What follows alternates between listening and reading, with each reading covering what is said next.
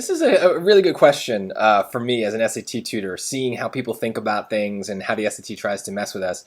I'm going to show you two ways to do it. We're going to start with the I have no idea what's going on, but I need to pick an answer way of doing it, right? So that can happen. Sometimes they're confused about what they're going for. So best interpretation of the data in the study, I look at the study, I have no idea what this even means. These are random numbers.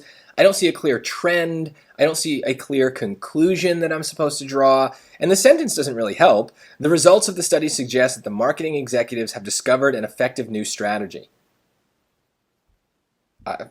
I'm looking at these bars and I don't know what's effective, what's ineffective. I have no idea whether this is a good thing or a bad thing. But I know that choice A, an effective new strategy, that's suggesting that it's a good thing, so okay, that's positive. If we do a little dumb summary of the other choices, we can see, well, choice B is a little different, right? Are following an outdated paradigm. That's the word paradigm. Maybe you don't know what paradigm is, but you know what outdated means. You know it's usually not a good thing, so that's negative. But C have been highly successful with identity marketing. Well, successful is positive. Are creating an efficient model for market testing. Well, that's also positive.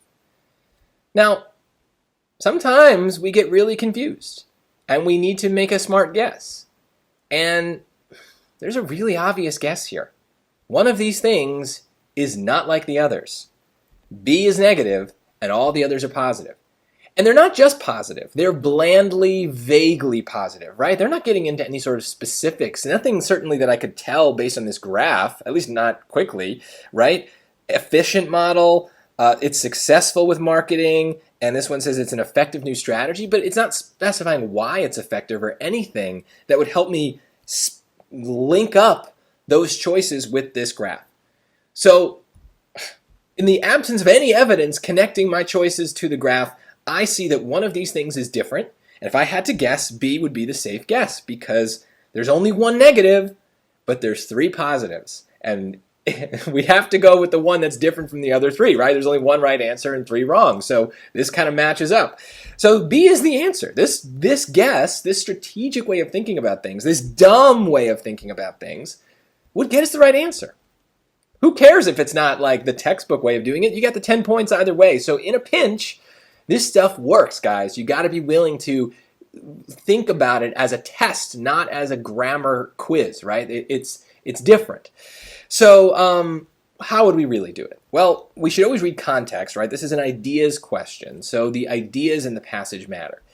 And this doesn't really give us much, right? The results of the study suggest the marketing executives, so we're talking about the executives, they did something good or bad, right? The next sentence doesn't really help us. The message least effective with neutral identity consumers with an average likelihood rating of 4.36 was the one that appealed to their identity without insisting that the product was necessary for them. Charlie's, a good choice for green consumers. Guys, I have no idea what this is saying. This is gibberish to me. I have no idea what they're talking about in that sentence. But if I keep reading, as a result, the lowest average rating in the study, 2.74, was assigned by green identity consumers to the message that the marketing executives had rated the highest. So I have no idea what they're talking about, but I understand the structure of what's happening, right? The executives had rated something highly, but it ended up being the lowest rating in the study. So the executives were wrong, right? That's a negative thing.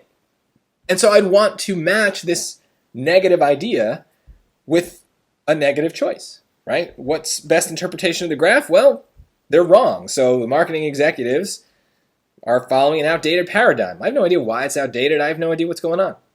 I just know that if I see something negative, I should probably match it with something negative. That's how it works, guys. So if you're overthinking these ideas questions, I always suggest use dumb summaries. Boil it down to positives, negatives, and neutrals. Try to summarize with just a word or two. It might not get you one answer left, but it'll usually eliminate some stuff. And then you can get a little smarter and start to focus on the stuff that matters. But very often, it doesn't even come to that because the right answer is just so obviously right. There's only one thing that could possibly match with the dumb version of the paragraph that we've summarized. So Be dumb as long as possible, and then let the brain take over when it fails. But start off from this kind of very dumb perspective. You'll be surprised how many answers just jump out at you as being obvious.